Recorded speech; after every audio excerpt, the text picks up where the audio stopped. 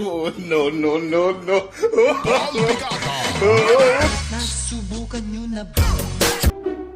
Mayan ang katsa, ika'y linda, habang naglalaba, sumasayaw ang lola, nakangiti pa siya. May baril ka ba? Yes, Your Honor, may service firearms po ako. Meron ka. Yes, Your Honor. May permit to carry yan. Yes, Your Honor. Very good. So you can defend yourself pag merong interesado sa buhay mo. Yes, Your Honor, at hindi ko na kailangan yung witness protection, Your Honor. Kaya kong sarili ko. Yan ang Marines.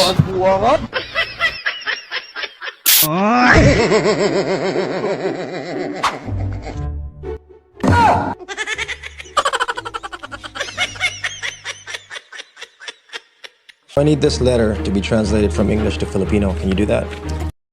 Yes, sir. Hi, liar. I hate you. You lying, cheating, gold digging. Hoy, babaeng sinungaling, walang hiya kang malandi kang haliparot ka. Hindi mo alam kung paano gumanti ang pusong nasaktan ng ganito. Hindi mo alam. You're hired. Oh, no, no, no, no. Titigan mo, pagsawaan na tingnan. Nakakakigil pag di nagmamasdan. Sumayaw, talagang nagkakawin ka.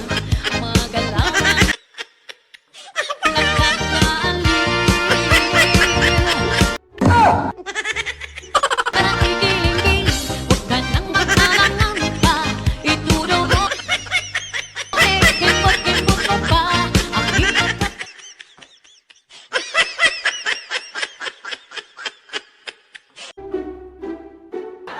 If you were my wife, I would put poison in your coffee. If you were my husband, I'd drink it.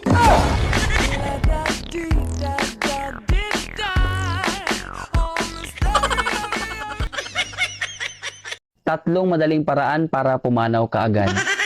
Oh, no, no, no, no. Number 1, manigarilyo araw-araw. Maaga kang pumanaw mga 10 years.